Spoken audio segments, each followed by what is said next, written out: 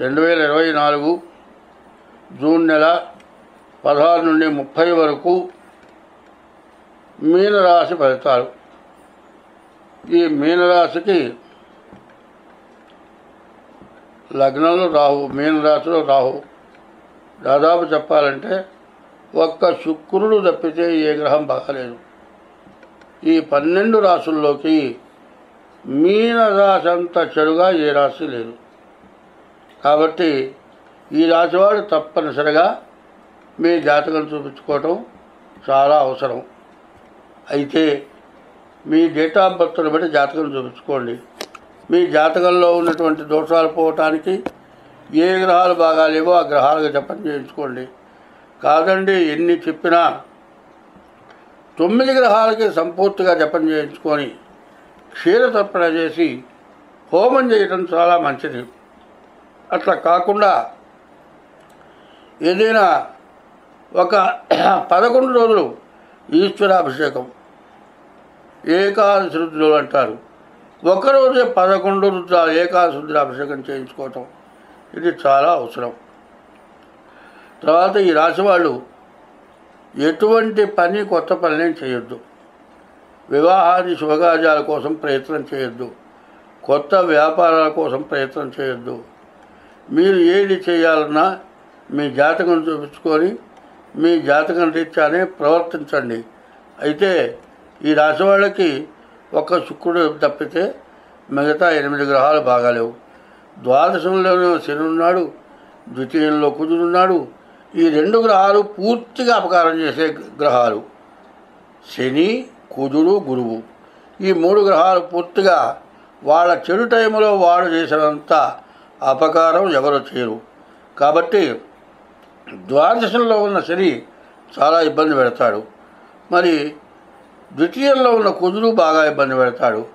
దీనికి ఏమీ చెప్పటానికి ఆస్కారం లేదు.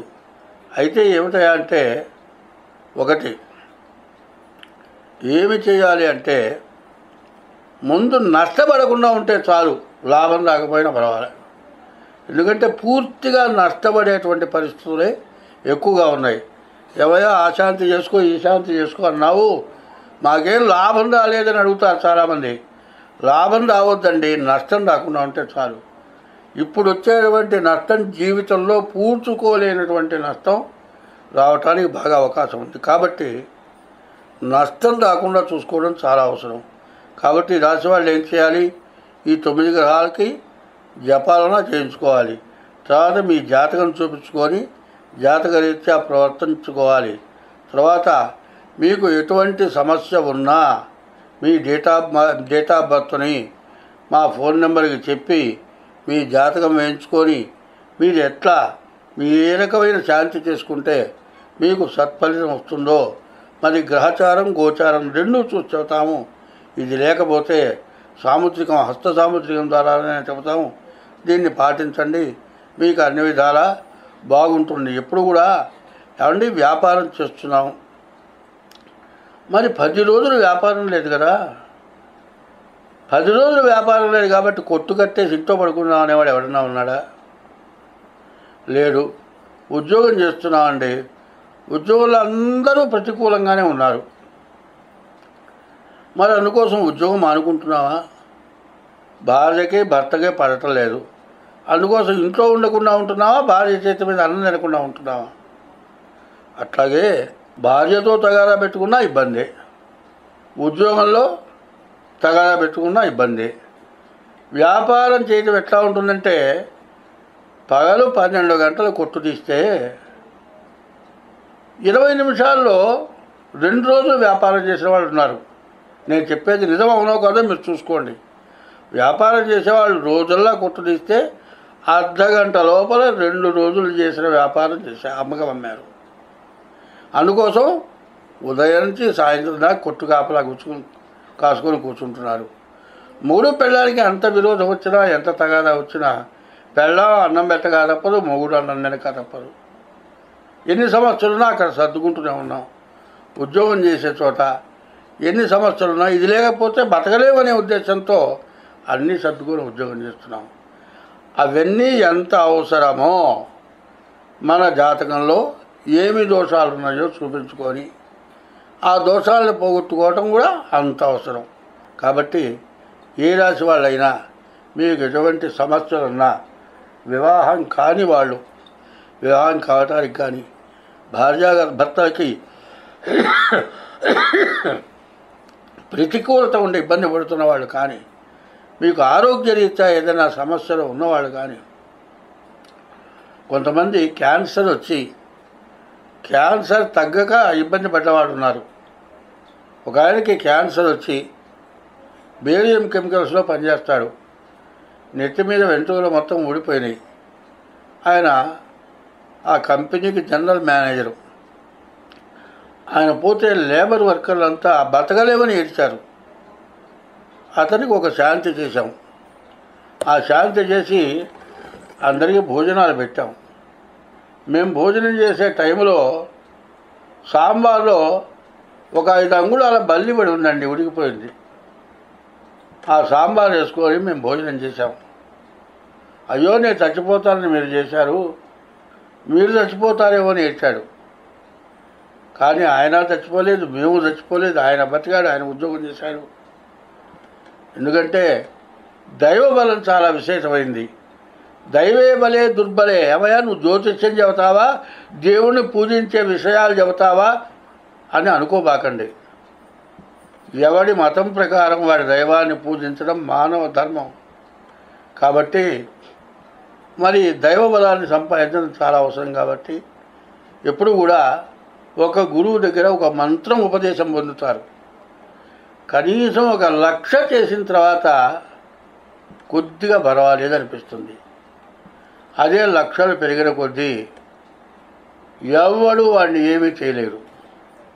మరి జ్యోతిష్యం చెప్పాలి అంటే దైవ బలం, అనుష్ఠాన బలం, దైవ శక్తి ఇన్ని కలిగి ఉన్నవాడు చెప్పాలి. మరి శాంతులు చేయించాలి. అదే కాకుండా శాంతులు చేయించడమే కాదు, చేయించుకునే వాళ్ళకు కూడా ఎవరికి ఏ దేవుణ్ణి పూజించాలి, ఎట్లా చేస్తే మీరు బాగుపడతారు అనేది కూడా చెప్పటం జరుగుతుంది. కాబట్టి అన్ని కార్యక్రమాలకి కూడా మీకు మా ఫోన్ నెంబర్ ద్వారా సంప్రదించితే మీకు అన్ని విధాల ఏ సమస్య ఉన్నా దానికి పూర్తిగా జాతకం చెప్పడమే కాక దానికి తగిన పరిహారాలు కూడా మా వద్ద చేయించడం జరుగుతుంది. ఈ సంవత్సరం నవనాయకులు అంటారు. 9 గ్రహాలు అంటే రాజు, మంత్రి, సేనాధిపతి ఇట్లా ఉంటారు. ఈ 9 మందిలో 6 పాపులు, 3 శుభులైనారు. అంటే వాళ్ళ బలం ఎక్కువగా ఉన్నది. అందువల్ల ప్రతి వాళ్ళు కూడా జాగ్రత్తగా వాళ్ళ యొక్క జాతకం చూసుకోవటం ఒకటి. చాలామంది ఎవరింట్లో ఏ శుభకార్యం జరిగినా సత్యనారాయణ స్వామి వ్రతం 100కి 99 మంది చేస్తున్నారని చెప్పాలి.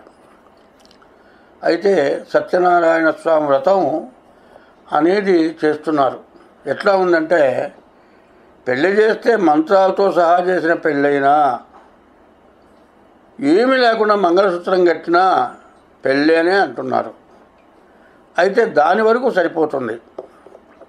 పూజల్లో అసంపూర్తి పూజ పనికిరాదు. సత్యనారాయణ స్వామి వ్రతం సంపూర్ణ వ్రతం ఉన్నది.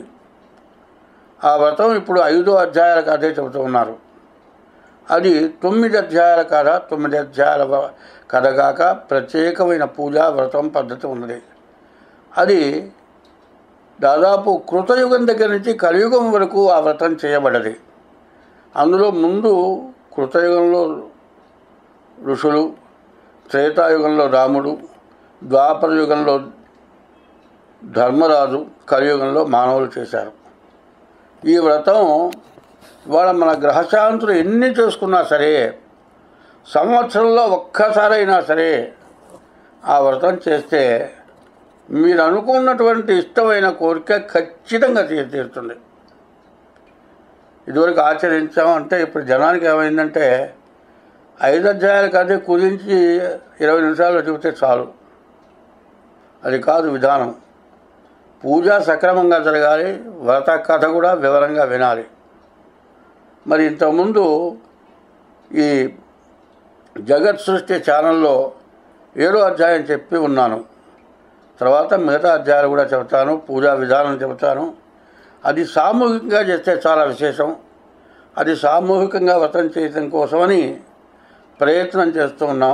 ఎందుకంటే ఎవరింట్లో వాళ్ళు చేసుకోవచ్చు, కానీ సామూహికంగా చేస్తే విశేషమైన ఫలితం వస్తుంది అనేటువంటి కథ ఇంతకుముందు జగత్ సృష్టి ఛానల్లో 7వ అధ్యాయంలో చెప్పి ఉన్నాను. ఆ కథ ఆధారంగా వినండి. తర్వాత మిగతా అధ్యాయాలు చెప్పబడుతుంది. ఈ వ్రతాన్ని చాలా తొందరలో సామూహిక వ్రతంగా చేయడానికి ప్రయత్నం చేద్దాం. అట్లా చేయదలిచిన వాళ్ళు ఉంటే మా ఫోన్ నెంబర్కి చెబితే మరి సామూహికంగా కొంతమందిని కలిపితే కానీ కొంచెం ఖర్చు ఎక్కువతో కూడుకుని ఉన్నది కాబట్టి ఇందులో వ్రతాన్ని చేయటమే ధ్యేయం ప్రత్యేకించి. ఎందుకంటే ఉన్నటువంటి బాధల నుంచి బయట పడటం కోసం వ్రతం చేయడం ముఖ్యం కాబట్టి కొంతమంది కలిసి చేయటం చాలా అవసరం. దానికి ఆర్థిక బలం కూడా కావాలి. కాబట్టి ఎవరైనా సరే ఎన్ని సమస్యలు ఉన్నా, మనకు తీరని సమస్యలు ఏమున్నా ఆ సమస్యలు ఖచ్చితంగా ఆ వ్రతం వల్ల తీరుతాయి. రాముడు జయం పొందాడు, ధర్మరాజు జయం పొందాడు ఈ వ్రతం చేసి. ఇప్పుడు కలియుగంలో మనం కూడా జయం పొందగలుగుతాము. కాబట్టి ఈ వ్రతం విధానాన్ని ఇప్పుడు ప్రత్యేకించి చెప్పాను. ఎవరైనా కావాలంటే మా ఫోన్ నెంబర్కి చేయండి. ఫోన్ నెంబర్ ద్వారా మీరు సభ్యులుగా చేరదలుచుకుంటే తెలియపరచండి. కొంతమంది కలిస్తే, దానికి తగిన వాళ్ళు కలిస్తే సామూహికంగా ఈ వ్రతం చేద్దాం. స్వస్తి.